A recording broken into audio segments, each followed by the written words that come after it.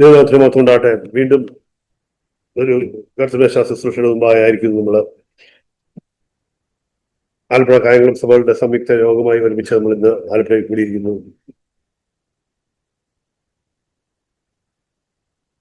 ദൈവത്തിന്റെ അടിസ്ഥാനത്തിൽ നമ്മളെ തന്നെ ശോധന ചെയ്തുകൊണ്ട് വേണം ഇതിൽ നിന്ന് പങ്കെടുക്കാൻ എന്നുള്ളത് കൽപ്പനയാണ്. അതുകൊണ്ട് തന്നെ നമുക്ക് ദൈവത്തിന്റെ അടിസ്ഥാനത്തിൽ നമുക്ക് നമ്മളെ തന്നെ പരിശോധിക്കാനുള്ളൊരു സമയമാണ്. അവസാന നാളിൽ നമ്മളെ ന്യായം വിധിക്കുന്നതും ദൈവവചനം തന്നെ ആയിരിക്കും. അതുകൊണ്ട് അത് നമുക്ക് ഇപ്പോഴേ തുടങ്ങാം. യോഹന്നാന്റെ സുവിശേഷത്തിൽ നമ്മൾ വായിക്കുന്നത് അങ്ങനെയാണല്ലോ. യോഹന്നാന്റെ സുവിശേഷം 12-ാം അധ്യായം, യോഹന്നാന്റെ സുവിശേഷം 12-ാം അധ്യായം അതിന്റെ 48-ാം വാക്യം എന്താണ്? എന്റെ വചനം കൈക്കൊള്ളാതെ എന്നെ തള്ളിക്കളയുന്നവന് ന്യായം വിധിക്കുന്നവനുണ്ട്. ഞാൻ സംസാരിച്ച വചനം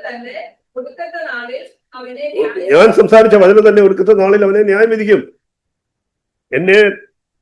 എന്റെ വാക്കുകൾ സ്വീകരിക്കുകയും എന്റെ വാക്കുകൾ സ്വീകരിക്കാതിരിക്കുകയും ചെയ്യുന്നവനെ വിധിക്കുന്ന ഒരു വിധികർത്താവുണ്ട്. ഞാൻ സംസാരിച്ച വചനം തന്നെ അവസാന നാളിൽ അവനെ ന്യായം വിധിക്കും. അവസാന നാളിലെ ന്യായവിധിക്ക് വേണ്ടി കാത്തിരിക്കേണ്ട, നമുക്കിപ്പോൾ തന്നെ ദൈവത്തിന്റെ അടിസ്ഥാനത്തിൽ നമുക്ക് നമ്മളതിനെ പരിശോധിക്കുകയും ശോധന ചെയ്യുകയും ചെയ്യാം. അത് തന്നെയാണ് കർത്തമേശ ശുശ്രൂഷയോടുള്ള ബന്ധം എടുത്തു പറഞ്ഞിരിക്കുന്നു. അതിനെ താൻ ശോധന ചെയ്തിട്ട് വേണം ഓരോരുത്തരും യോഗ്യതയോടെ ഇതിൽ നിന്നും പങ്കെടുക്കുവാനെന്ന്. അതുകൊണ്ട് നമുക്ക് വളരെ ഗൗരവത്തോടെ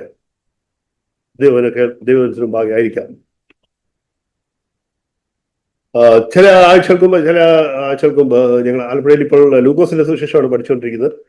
അപ്പോൾ അവിടെ തുടങ്ങിയതേ ഉള്ളൂ. അപ്പോൾ അവിടെ കർത്താവിന്റെ സ്നാനത്തെ കുറിച്ച് ഉള്ള വേദഭാവം ഞങ്ങൾ അവിടെ കണ്ടപ്പോൾ അവിടെ ശ്രദ്ധിച്ചൊരു കാര്യം, ഞാൻ നമ്മുടെ എല്ലാ സുവിശേഷങ്ങളും, മത്തായിയുടെ സുവിശേഷത്തിലും മർക്കോസിന്റെ സുവിശേഷത്തിലും ലൂക്കോസിന്റെ സുവിശേഷത്തിലും നമുക്ക് കർത്താവിന്റെ സ്നാനത്തെ കുറിച്ച് കാണാൻ പറ്റും. കർത്താവിന്റെ സ്നാനത്തെ കുറിച്ചുള്ള ആ വേദഭാവം കണ്ടപ്പോൾ അവിടെ ചില കാര്യങ്ങൾ നമുക്ക് ശ്രദ്ധിക്കേണ്ടതായിട്ടുണ്ട്. യോഹന്നാൻ സ്നാപകൻ അന്ന് സ്നാനപ്പെടുത്തിക്കൊണ്ടിരിക്കുകയായിരുന്നു. എന്താണ് യോഹന്നാൻ പ്രസംഗിച്ചുകൊണ്ടിരുന്നത്? മാനസാന്തരം, പാപങ്ങളെ വിട്ട് നിങ്ങൾ മാനസാന്തരപ്പെടുകയും എന്ന് പറഞ്ഞു. അവരെല്ലാവരും മാനസാന്തരപ്പെട്ടവരെല്ലാം വന്ന് അപ്പോൾ അവരെ യോഹന്നാൻ സ്നാനപ്പെടുത്തിക്കൊണ്ടിരുന്നു. ആ സമയത്താണ് കർത്താവും വരുന്നു. അത് നമുക്ക് രണ്ട് സുവിശേഷങ്ങളിൽ ഒന്ന് വായിക്കാം. മത്തായിയുടെ സുവിശേഷം, ലൂക്കോസിന്റെ സുവിശേഷത്തിൽ ഒന്ന് വായിക്കാം. മത്തായിയുടെ സുവിശേഷം 3-ാം അധ്യായം അതിന്റെ 13 മുതൽ 17 വരെയുള്ള വാക്യങ്ങളും ലൂക്കോസിന്റെ സുവിശേഷത്തിൽ വായിക്കാം. ലൂക്കോസിന്റെ സുവിശേഷം ആദ്യം മത്തായിയുടെ സുവിശേഷത്തിലെ വായിക്കാം. അതിനുശേഷം ലൂക്കോസിന്റെ സുവിശേഷം, അത് 3-ാം അധ്യായം തന്നെ, 3-ാം അധ്യായം അതിന്റെ 21 മുതലുള്ള വാക്യങ്ങൾ, 21, 22 വാക്യങ്ങൾ, 2 വാക്യങ്ങൾ അത് വായിക്കാം. അനന്തരം യേശു യോഹന്നാന് സ്നാനമേൽക്കുവാൻ ഗലീലയിൽ നിന്ന് യോർദാൻ വരെ അവന്റെ അടുക്കൽ വന്നു. യോഹന്നാനോ അവനെ വിലക്കി, നിന്റെ സ്നാനമേൽക്കുവാൻ എനിക്ക് ആവശ്യം, പിന്നെ നീ എന്റെ അടുക്കൽ വരുന്നുവോ എന്ന് പറഞ്ഞു. യേശു അവനോട്, ഇപ്പോൾ സമ്മതിക്കാം, ഇങ്ങനെ സകല നീതിയെ നിവർത്തിക്കുന്നത് നമുക്ക് ഉചിതമെന്ന് ഉത്തരം പറഞ്ഞു. എന്നാലേ അവനെ സമ്മതിച്ചു. യേശു സ്നാനമേറ്റ ഉടനെ വെള്ളത്തിൽ നിന്ന് കയറി. അപ്പോൾ സ്വർഗം തുറന്നു, ദൈവാത്മാവ് പ്രാവെന്ന പോലെ ഇറങ്ങി തന്റെ മേൽ വരുന്നത് അവൻ കണ്ടു. ഇവൻ എന്റെ പ്രിയപുത്രൻ, ഇവനിൽ ഞാൻ പ്രസാദിച്ചിരിക്കുന്നു എന്ന് സ്വർഗത്തിൽ നിന്ന് ഒരു ശബ്ദവും ഉണ്ടായി.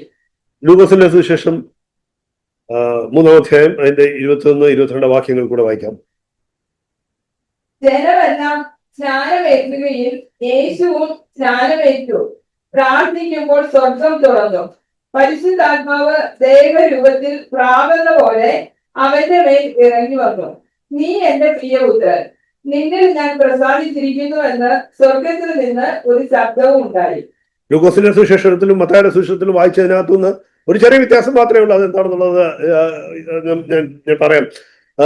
പ്രിയമുള്ളവരെ, ഒന്ന് ശ്രദ്ധിക്കണം. നമ്മൾ യോഹന്നാൻ പ്രസംഗിച്ചുകൊണ്ടിരുന്നത് മാനസാന്തരത്തിന്റെ സുവിശേഷമായിരുന്നു. മാനസാന്തരപ്പെടുകയും എന്ന് പറഞ്ഞുകൊണ്ടിരുന്നത് ആ സമയത്ത് അനേകർ വന്ന് അനേകർ അവരുടെ പാപങ്ങളെ വിട്ട് അവരുടെ പാപ വഴിയിൽ നിന്ന് വിട്ട് അവർ വന്ന് മുന്നോട്ട് വന്നപ്പോൾ അവരോട് യോഹന്നാൻ പറഞ്ഞു, വാ ഒന്ന് സ്നാനപ്പെടുക. യോർദാന്റെ കരയിൽ യോർദാൻ നദിയിൽ ഇറങ്ങി അവരെ എല്ലാം സ്നാനപ്പെടുത്തിക്കൊണ്ടിരുന്നു. ആ സമയത്താണ് ആര് വരുന്നു?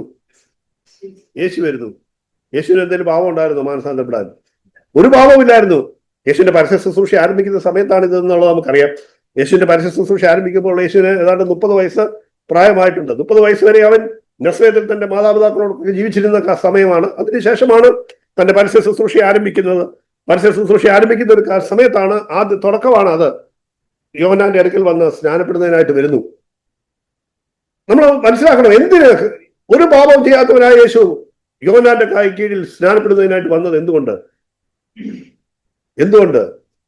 പാപമില്ലാത്തവനായിട്ടുള്ള യേശു എന്തിന് സ്നാനപ്പെട്ടു?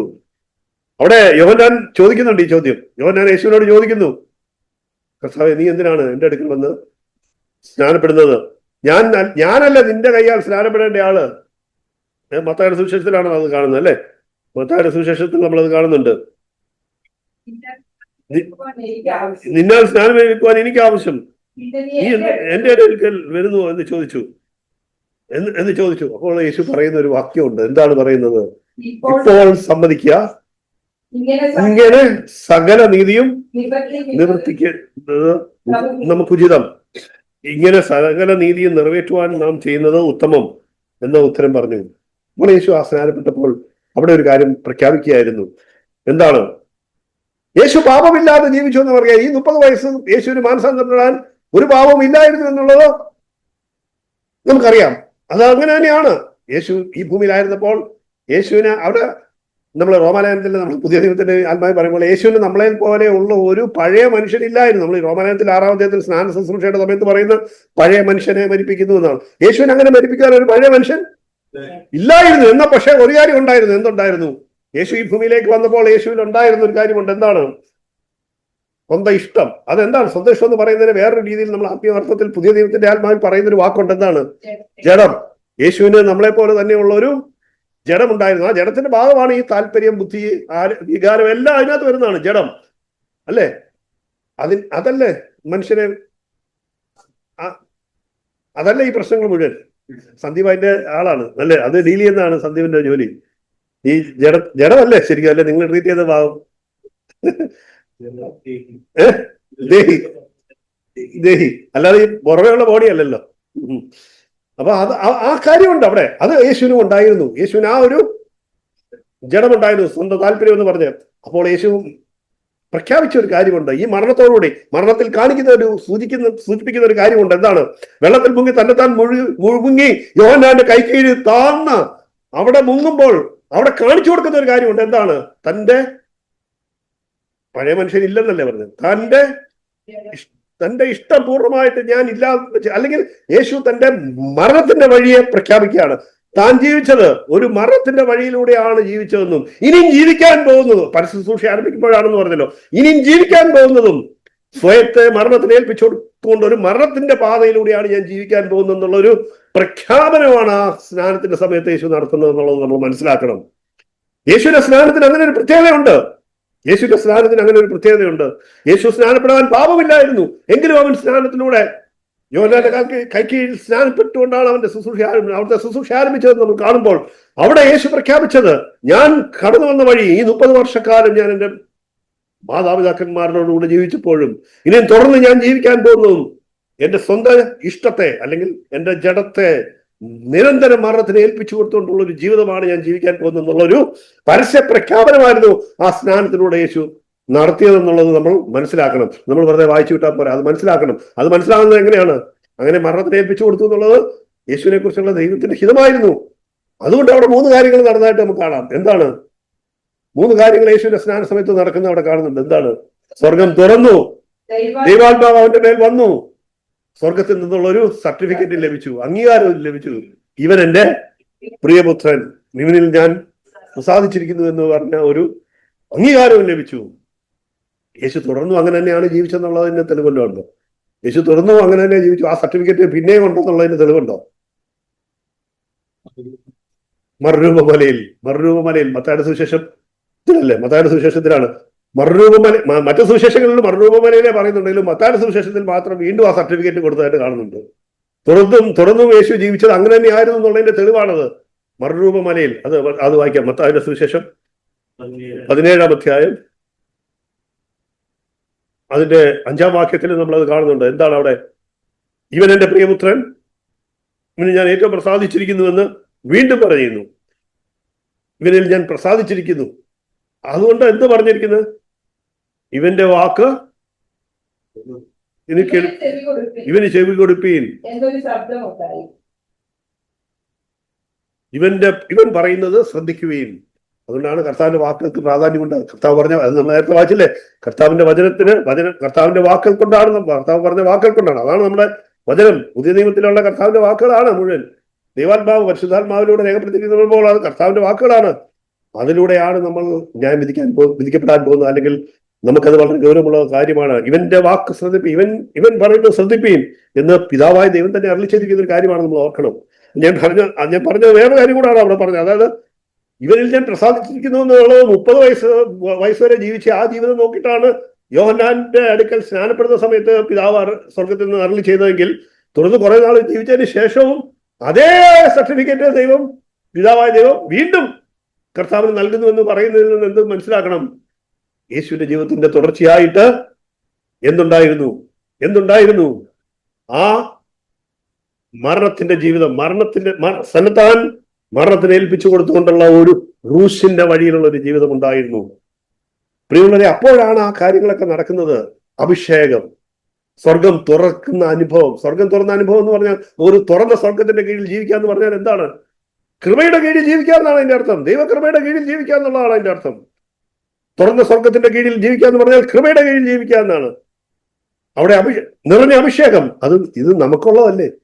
ഇത് നമുക്കും കൂടെ നമ്മൾ അനുഭവിക്കാൻ വിളിക്കപ്പെട്ടവരല്ലേ? അത് യേശുവിന്റെ ജീവിതത്തിൽ നടന്നത് നമുക്കില്ല എന്നാണോ? അത് നമുക്കത് ബാധിക്കുന്നില്ല എന്നാണോ? വിശ്വാസികളുടെ ജീവിതത്തിൽ ഓരോരുത്തരുടെയും വീണ്ടെടുക്കപ്പെട്ട എല്ലാ ദൈവജനവും ഇത് അനുഭവിക്കേണ്ടവരാണ്. ഈ അനുഭവം നമുക്ക് ഉണ്ടാകണമെങ്കിൽ നമ്മുടെ ജീവിതത്തിലും തുടർച്ചയായിട്ട് എന്ത് നടക്കണം? മരണം നടക്കണം എന്ന് പറയാൻ എളുപ്പമായി. ഇപ്പൊ ഒരുപാട് നാൾ ഈ സഭയിൽ ഇരിക്കുന്നതുകൊണ്ട് ഈ കാര്യം പറയാനൊരു മനസ്സ് തടസ്സമില്ല. കൃത്യമായിട്ട് വേഗം പറയും, പെട്ടെന്ന് പറയും. മരണം എന്ന് പറയുമ്പോൾ ആ വഴിയെ കുറിച്ച് പറ. ക്രൂശിന്റെ വഴി എന്ന് പറഞ്ഞാൽ മറ്റേ സാധനമല്ല. ഇതുപോലെ ക്രൂശിന്റെ മാർഗത്തിലൂടെ, ക്രൂശിന്റെ മാർഗം നിരന്തരം സ്വന്തം ഇഷ്ടത്തെ മരണത്തിന് ഏൽപ്പിച്ചു കൊടുത്തുകൊണ്ട് ഇല്ലായ്മ ചെയ്തുകൊണ്ടുള്ളൊരു ജീവിതം. ആ ജീവിതം നമ്മൾ നിരന്തരം ജീവിക്കുമ്പോൾ നമുക്കും എന്തുണ്ട്? തുറന്ന സ്വർഗത്തിന്റെ അനുഭവവും അഭിഷേകത്തിന്റെ നിറവും പിതാവായ ദൈവം യേശുവിന് കൊടുത്ത അതേ സാക്ഷ്യപ്പെടുത്തലും നമ്മുടെ ജീവിതത്തിൽ അനുഭവിക്കാൻ നമുക്ക് കഴിയുമെന്ന് അനുഭവിക്കണം. നമ്മുടെ ജീവിതത്തിൽ ഈ സ്നാനപ്പെട്ടപ്പോൾ ആ സമയത്ത് എന്നുള്ള രീതിയിലല്ല. നമ്മുടെ ജീവിതത്തിൽ നമ്മുടെ ജീവിതത്തിൽ അത് എപ്പോഴും ഒക്കെ അനുഭവിക്കാത്തവരാണെങ്കിൽ നമ്മൾ വാസ്തവത്തിൽ എന്താ? നമ്മൾ ഈ മാർഗത്തിൽ പോകുന്നില്ല എന്നുള്ളതാണ്. ഈ പോകുന്നുണ്ടെങ്കിൽ ഈ കാര്യം നമ്മുടെ ജീവിതത്തിൽ അനുഭവിച്ചിരിക്കണം. വളരെ നമുക്ക് ചിന്തിക്കാം. അപ്പോൾ നമ്മളുടെ വേറെ കാര്യം ഓർക്കണം. അപ്പൊ നമ്മൾ സ്നാനപ്പെട്ടത്, അപ്പൊ സ്നാനത്തെ കുറിച്ച് പറയുമ്പോഴത്തേക്കും നമ്മൾ സ്നാനപ്പെട്ടപ്പോൾ നമ്മളെ സ്നാനം വാസ്തവത്തിലെ ഈ യോഹന്നാന്റെ സ്നാനമാണോ, ഈ കർത്താവ് കാണിച്ച സ്നാനമാണോ നമ്മൾ സ്നാനപ്പെട്ടത് എന്നുള്ളതും കൂടെ ഇപ്പൊ പരിശോധിക്കേണ്ടത്. ഇന്ന് കർത്തമേശ ശുശ്രൂഷയുടെ ദിവസം നമുക്ക് അതുകൂടെ നോക്കാം. നമ്മളെല്ലാം ഇവിടെ ഇരിക്കുന്നവരെല്ലാം ഇന്ന് കർത്തമേശ ശുശ്രൂഷ പങ്കെടുക്കാൻ പോകുന്നവരാണ്. എല്ലാവരും തന്നെ ഭൂരിപക്ഷം പേരും. നമ്മൾ കർത്തമേശ ശുശ്രൂഷയിൽ പങ്കെടുക്കുന്നവർ യോഗ്യത നമ്മൾ പറയും. സ്നാനപ്പെട്ടവരും ദൈവസഭയോട് ചേർന്നവരും നമ്മൾ പറയാറുണ്ട്. സ്നാനപ്പെട്ടവരാണ് നമ്മളെല്ലാവരും എന്ന് പറയുമ്പോൾ ആ സ്നാനം കേവലം മാനസാന്തര സ്നാനമാണോ അതോ കർത്താവ് കാണിച്ചെന്ന ആ സ്നാനമാണോ എന്നുള്ളത് കൂടെ പരിശോധിക്കണം. അപ്പോസ്തല പ്രവൃത്തികളിലല്ലേ, അപ്പോസ്തല പ്രവൃത്തികൾ അതിന്റെ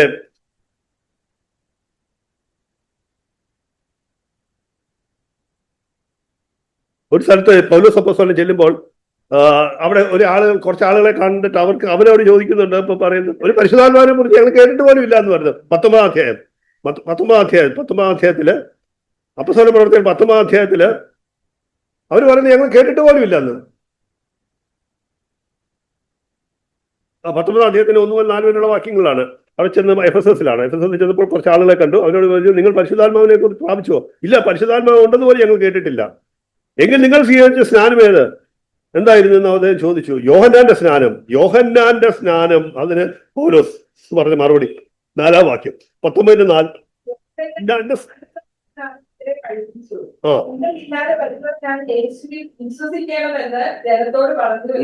അല്ല, അവിടെ ആ വ്യത്യാസം നമ്മൾ കാണുന്നു. എന്താണ്? യോഹന്നാന്റെ സ്നാനമാണ് നിങ്ങൾക്ക് കിട്ടിയത്. ആ യോഹന്നാന്റെ സ്നാനം കേവലം മാനസാന്തരപ്പെട്ടത് കൊണ്ടുണ്ടായ ഒരു സ്നാനപ്പെട്ടു. അത്തരത്തിലുള്ള ഒരു കേവല സ്നാനമാണോ നമ്മൾ ഓരോരുത്തരും സ്വീകരിച്ചെന്നുള്ളതാണ് പരിശോധിക്കേണ്ടത്. നമ്മളുടെ സ്നാനം യേശുവിന്റെ സ്നാനം എന്ന് പറയുമ്പോൾ അതിന്റെ അർത്ഥം നമ്മൾ സ്നാനപ്പെട്ടവരാണെങ്കിൽ നമ്മൾ യേശു പ്രഖ്യാപിച്ചതുപോലെ ഒരു പ്രഖ്യാപനം കൂടെ നമ്മുടെ ജീവിതത്തിൽ നടന്നിരിക്കണം.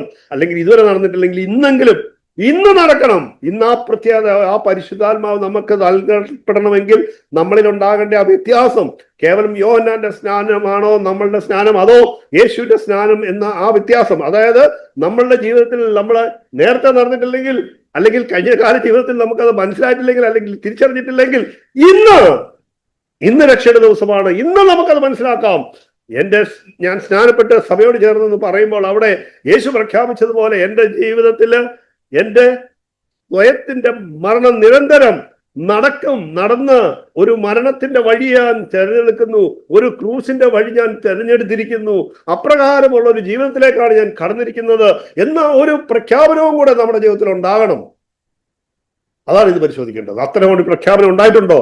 അതാണോ നമ്മൾ ജീവിക്കുന്നത്? അതോ ഇപ്പോഴും നമ്മുടെ തിരക്കഥക്കനുസരിച്ച്, നമ്മുടെ പ്ലാനിനനുസരിച്ച്, നമ്മുടെ പദ്ധതിക്കനുസരിച്ച് അത് നമ്മൾ ജീവിക്കുന്നത് മാത്രമല്ല മറ്റുള്ളവരും കൂടെ അങ്ങനെ ജീവിക്കണമെന്ന് നമ്മളെ വാശി പിടിക്കാൻ കൂടെ ചെയ്തുകൊണ്ടുള്ള ഒരു ജീവിതമാണോ ജീവിക്കുന്നത്? എങ്കിൽ നമ്മൾ വാസ്തവത്തിൽ എന്തറിഞ്ഞിട്ടില്ല? കർത്താവിന്റെ സ്നാനം സ്വീകരിച്ചിട്ടില്ല. സ്നാനപ്പെട്ടിട്ടുണ്ടായിരിക്കും, പക്ഷെ അതിപ്പോഴും അത് യോഹന്നാന്റെ സ്നാനം മാത്രമായിട്ട് നമ്മൾ മനസ്സിലാക്കണം. അതല്ല നമുക്ക് വേണ്ടത് യേശുവിന്റെ സ്നാനമാണെന്നുള്ളത് തിരിച്ചറിയാം. അപ്പോൾ നമ്മൾക്ക് വേണം എന്താ? നമ്മൾ മനസ്സിലാക്കേണ്ട എന്താണ്? നമ്മളുടെ പ്രഖ്യാപനം എന്തായിരിക്കണം? നമ്മള് സ്വയത്തിൽ അല്ലെങ്കിൽ നമ്മുടെ ജഡത്തെ നമ്മൾ നിരന്തരം മരണത്തിന് ഏൽപ്പിച്ചു കൊടുത്തുകൊണ്ടിരിക്കണം. എന്നാൽ മാത്രമേ നമുക്ക് യേശുവിന്റെ ജീവൻ, യേശുവിന്റെ സ്നാനം എന്ന് പറഞ്ഞ യേശുവിന്റെ സ്നാനം ആകുകയുള്ളൂ എന്ന് മാത്രമല്ല, നമ്മളിൽ വാസ്തവമായും യേശുവിന്റെ ജീവൻ വെളിപ്പെടുത്തുന്ന യഥാർത്ഥ വീണ്ടും ജന്മം, അല്ലെങ്കിൽ യേശുവിന്റെ ജീവൻ വെളിപ്പെടുത്താത്തതൊന്നും യഥാർത്ഥമായിട്ടുള്ള സ്നാനം, യഥാർത്ഥമായിട്ടുള്ള സ്നാനമല്ല, യഥാർത്ഥ ദൈവസഭയല്ല, അല്ലെങ്കിൽ യഥാർത്ഥ വീണ്ടെടുപ്പ് നടന്നിട്ടില്ല. ഇപ്പൊ നമ്മൾ പ്രാർത്ഥിച്ചത് കാന്തയായി ഒരുക്കപ്പെടുന്നുള്ള കാന്തയായി ഒരുക്കപ്പെട്ട് കാന്തയായി കർത്താവിന്റെ വരവിൽ. ഇപ്പൊ ഈ ദിവസങ്ങളെല്ലാം ഇന്നലെ ഒരു കല്യാണ നിശ്ചയം ഉണ്ടായിരുന്നു, ഇനി അടുത്ത 15-ാം തീയതി ഒരു കല്യാണ നിശ്ചയമുണ്ട്. എല്ലാം വിവാഹ നിശ്ചയമാണ്. വിവാഹ നിശ്ചയം ചെയ്യപ്പെട്ടിരിക്കുന്നു എന്ന് പറയുന്നത് നമ്മൾ ആത്മീയാർത്ഥത്തിൽ ഒരു നിലയത്തിലെ വാക്യം പറഞ്ഞു. വിവാഹ നിശ്ചയം എന്ന് പറഞ്ഞാണല്ലോ സഭയെ കുറിച്ച് പറയുന്നത്. ആർക്ക് വേണ്ടിയിട്ട്? കർത്താവിന്റെ വരവിൽ കർത്താവിന്റെ കർത്താവിനെ മണവാളനായി കണ്ടുകൊണ്ട് ആ മണവാളന്റെ കൂടെ മണവാട്ടിയായിട്ട് ചേരാൻ പോകുന്നു, അല്ലെങ്കിൽ മണവാട്ടിയായിട്ട് അവനോട് കൂടെ കല്യാണത്തിലേക്ക് പോകുന്നത്, ഇന്ന് വിവാഹ നിശ്ചയം ചെയ്ത് കഴിഞ്ഞു എന്ന് പറയുന്നത് ആരെക്കുറിച്ചാണ്? സഭയെ കുറിച്ചാണെങ്കിൽ ആ കാന്തയുടെ അല്ലെങ്കിൽ ആ മണവാട്ടിയുടെ സ്വഭാവം എന്തായിരിക്കും? അത് യേശുവിന്റെ സ്വഭാവം തന്നെയായിരിക്കും. യേശുവിന്റെ സ്വഭാവം തന്നെ അല്ലാത്തത് എന്തൊക്കെയോ ഉണ്ടെങ്കിൽ അത് കാന്തയല്ല. ആ സ്വഭാവത്തിൽ കാന്തയായി തീരണമെങ്കിൽ നടക്കേണ്ട ഒരു കാര്യം എന്താണ്? അതാ ഞാൻ പറഞ്ഞു വന്നത്, യേശുവിന്റെ ജീവൻ വെളിപ്പെടണം എന്ന് പറഞ്ഞതിന്റെ കാര്യം അതാണ്. യേശുവിന്റെ ജീവൻ വെളിപ്പെട്ടാൽ മാത്രമേ നമ്മൾ എന്താവുന്നുള്ളൂ? കാന്തയാവുന്നുള്ളൂ, കാന്തയുടെ ഭാഗമാവുന്നുള്ളൂ. അപ്പോൾ യേശുവിന്റെ ജീവൻ വെളിപ്പെടണമെങ്കിൽ നിരന്തരം നടക്കേണ്ട ഒരു കാര്യം എന്താണ്? നമ്മുടെ ജഡത്തെ നമ്മൾ നിരന്തരം മരണത്തിന് ഏൽപ്പിച്ചു കൊടുത്തുകൊണ്ടിരിക്കണം. അപ്പോൾ ജഡത്തെ മരണത്തിന് ഏൽപ്പിച്ചു കൊടുത്തുകൊണ്ടിരിക്കണം എന്ന് പറയുമ്പോൾ ജഡം എന്ന് പറഞ്ഞാൽ എന്താ? ജഡം നമ്മൾ വിചാരിക്കുന്നതിനേക്കാൾ കൂടുതൽ വളരെ ശക്തമായിട്ടുള്ള കാര്യമാണ്. ജഡത്തിന് എന്തെല്ലാം ഉണ്ട് അല്ലെ? എന്തെല്ലാം ഉണ്ട് ബ്രദറെ? എന്തെല്ലാം കാര്യങ്ങൾ നമുക്ക് പറയാം? ബുദ്ധി, വികാരം, പിന്നെന്താ? അല്ല, നമ്മൾ പെട്ടെന്ന് മനസ്സിലാകുന്ന ഭാഷ പറഞ്ഞാൽ ബുദ്ധി അത് ജഡമാണ്, വികാരം ജഡമാണ്, പിന്നെ മനസ്സിന്റെ മറ്റ് മോഹങ്ങൾ, അതെ, മോഹങ്ങൾ, ആഗ്രഹങ്ങൾ, താല്പര്യങ്ങൾ, ഇതൊക്കെ ജഡമാണ്. അതെല്ലാം ജഡമാണ്. ഇതിനെല്ലാമാണ് നമ്മൾ ഈ ജഡം എന്ന് വിളിച്ചുകൊണ്ടിരിക്കുന്നത്. ജഡമെന്ന് വിളിക്കുമ്പോൾ വേറെ ഏതാണ്ടൊരു സാധനമാണെന്നാണ് വിചാരിക്കുന്നത്. ജഡത്തെ എന്നിട്ട് നമുക്ക് ഇങ്ങനെ ഏറ്റു പറയാം, ഞങ്ങൾ ജഡത്തെ ക്രൂശിക്കുന്നു. എന്തോ ക്രൂശിച്ചെന്ന് ചോദിച്ചാൽ ഒരു പിടിയില്ല. ജഡത്തെ ക്രൂശിക്കുന്നു പറഞ്ഞ ആൾ ജീവിക്കുന്നത് സ്വന്തം താല്പര്യം അനുസരിച്ചാണ്. അപ്പൊ ജഡം അത് മനസ്സിലാകുന്നില്ല. വികാരമുണ്ട്, വികാരം ഉണ്ടെന്ന് പറഞ്ഞാൽ പെട്ടെന്ന് ദേഷ്യം വരുന്നു, പെട്ടെന്ന് സങ്കടം വരുന്നു, പെട്ടെന്ന് നിരാശപ്പെടുന്നു. അതൊക്കെ ജഡമല്ലേ? നിരാശ അത് ജഡത്തിന്റെ ഭാവമാണ്. ജഡത്തിന്റെ ഒരു അത് എങ്ങനെ പറയാ, ജഡത്തിന്റെ ഒരു അതൊരു ജഡത്തിന്റെ ഒരു പ്രവൃത്തിയാണത്. നിരാശ തോന്നുന്നത്, സഹതാപം, സ്വയം സഹതാപം, ഇതെല്ലാം ജഡത്തിന്റെ പ്രവൃത്തികളാണ്. ജഡത്തെ ക്രൂശിച്ചെന്ന് ചോദിച്ചാൽ ക്രൂശിച്ചെന്ന് പറയുക ഈ കാര്യങ്ങളെല്ലാമായിട്ടാണ് നമ്മൾ ജീവിക്കുന്നതെങ്കിൽ അതിന്റെ അർത്ഥം ജഡത്തെ നമ്മൾ ക്രൂശിച്ചിട്ടില്ല എന്നുള്ളതാണ്. റോമാലേഖനം 8-ാം അധ്യായം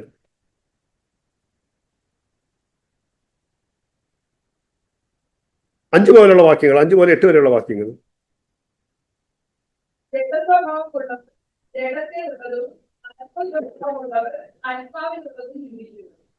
ജഡത്തിന്റെ ചിന്ത മരണം, ആത്മാവിന്റെ ചിന്തയോ ജീവനും സമാധാനവും തന്നെ. ജഡത്തിന്റെ ചിന്ത ദൈവത്തോട് ശത്രുത്വമാവുന്നു, അത് ദൈവത്തിന്റെ ന്യായപ്രമാണത്തിന് കീഴ്പ്പെടുന്നില്ല, കീഴ്പ്പെടാൻ കഴിയുന്നതുമല്ല.